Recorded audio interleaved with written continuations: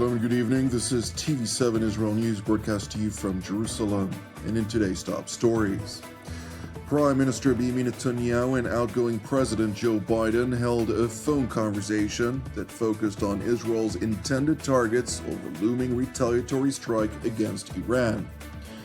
U.S. Senator Lindsey Graham warns that failure to normalize Israeli-Saudi relations by Christmas could constitute a strategic win for Iran. Germany reaffirms its pledge to unceasingly persist with its munitions deliveries to Israel. In spite of lingering disagreements, the United States reaffirms its ironclad support to Israel's security. In a phone conversation between Prime Minister Benjamin Netanyahu and U.S. President Joe Biden, the latter condemned unequivocally Iran's ballistic missile attack against Israel on Tuesday of last week. Let me just give you a couple of top lines on the call. It lasted about 30 minutes. It was 30 minutes long. It was direct. It was productive. Obviously, the call that the president had with the Prime Minister of Israel.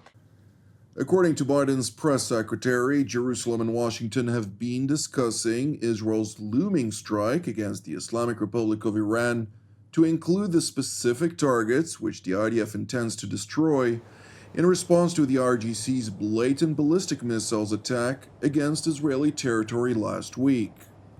So as you all know, the U.S. and the Israeli government have had discussion since last week, certainly since after the Iran attack. And so those discussions continued with the president and the prime minister.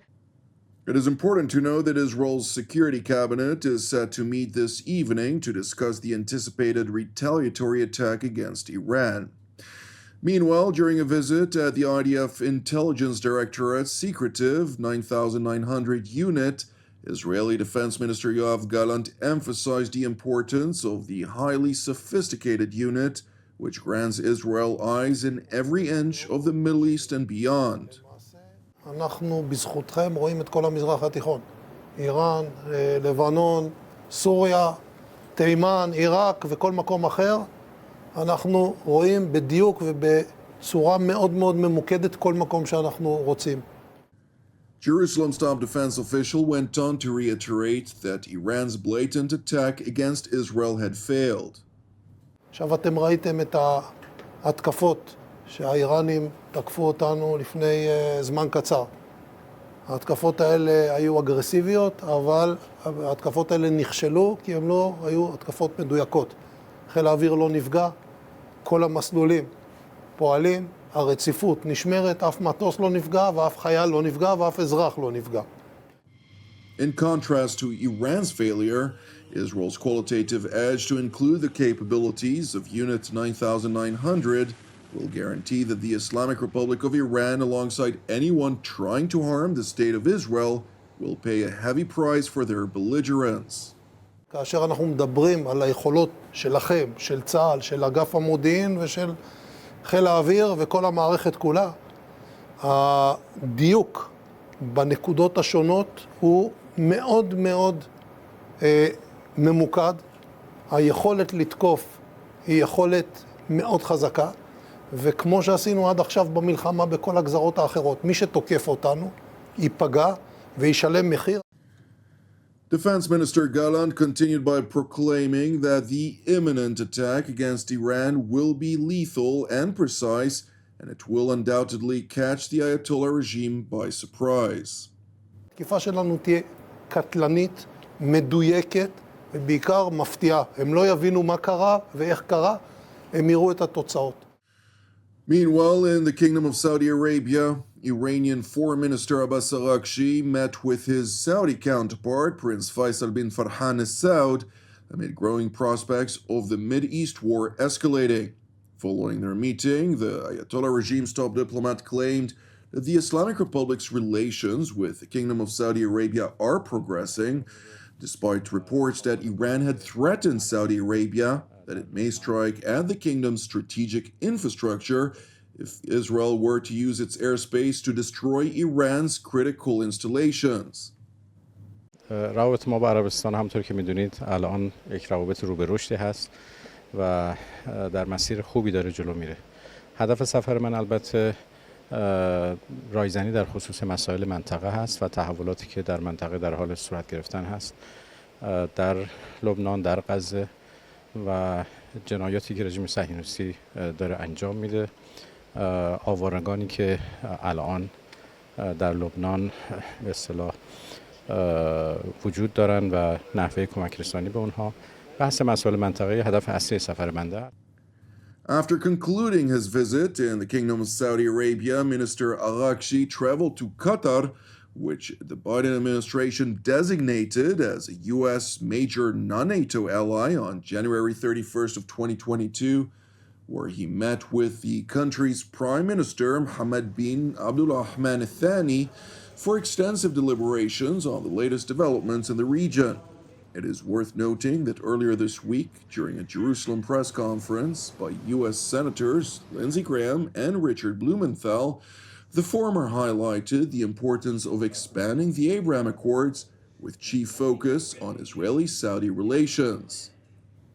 I'm here to tell you, if by Christmas we do not have normalization between Saudi Arabia and Israel, then Iran will have had a strategic victory. October the 7th was designed to stop a march toward normalization.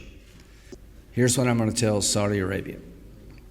We can get you a treaty through the Senate between the United States and Saudi Arabia, a defense agreement like you have with Japan and Australia, if you do it on President Biden's watch. The next president would have a very difficult time getting 67 votes. Senator Graham went on to assert that the best way to resolve the Palestinian problem is for Israel to find a solution in collaboration with the Kingdom of Saudi Arabia and the United Arab Emirates. What has to happen shortly is Saudi Arabia, Israel, and the United Arab Emirates have to come together and find a solution for the Palestinian problem where the Arabs will take over the Palestinian file. There'll be a reformed PA in the West. There'll be a rebuilding of Gaza. They'll change the education system so you no longer teach the hatred of the Jewish people. There will be a hope for life presented to the Palestinians. It will be a de-radicalized enclave. It will be a demilitarized enclave with security guarantees for the State of Israel.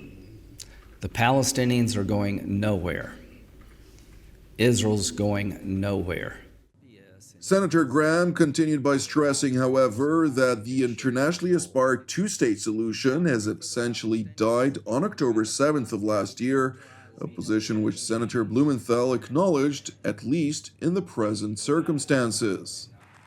Turning to Berlin, where CDU chairman Friedrich Merz, who according to current polls is expected to become Germany's next chancellor, accused Chancellor Olaf Scholz's federal government of refusing to grant export permits for ammunition and even for the delivery of spare parts for tanks to Israel.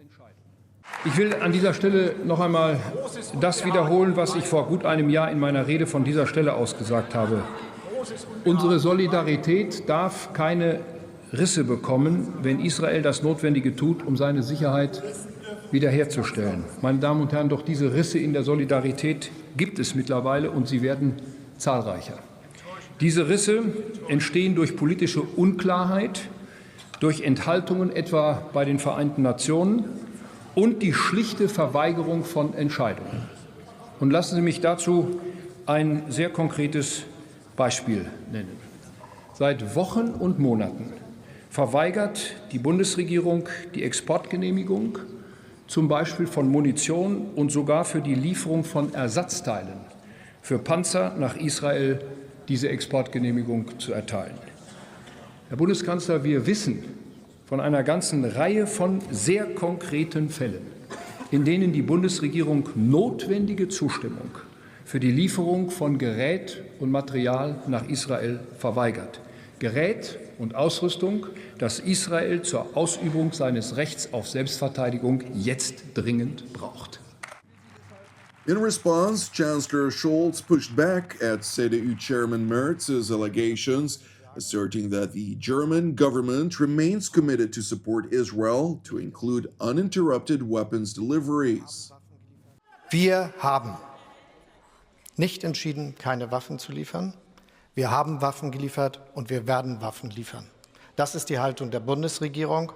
Ich werde die Geheimnisvorschriften des Bundessicherheitsrats nicht verletzen, aber wir haben Entscheidungen getroffen in der Regierung, die auch sicherstellen, dass es demnächst weitere Lieferungen geben wird. Und dann werden Sie ja sehen, dass das hier ein falscher Vorhalt gewesen ist. The remarks on Germany's unwavering support for Israel come amid a blatant decision by the British government to withhold a number of munitions sales to Israel a couple of weeks ago, alongside French President Emmanuel Macron, who is proactively promoting a weapons boycott against Israel altogether. Thank you for watching TV7 Israel News. In light of the looming Day of Atonement, or Yom Kippur in Hebrew, which is set to begin tomorrow at sundown, TV7 Israel will not broadcast tomorrow. We aim to resume our broadcast, however, from Jerusalem on Monday, October 14th. With that, I would like to highlight that if you're blessed by our productions, which are exclusively donation-based, please consider supporting our programs with a donation. You can do so via our website at www.tv7israelnews.com. Lastly, I would like to encourage you, pray for the peace of Jerusalem and salvation of Israel.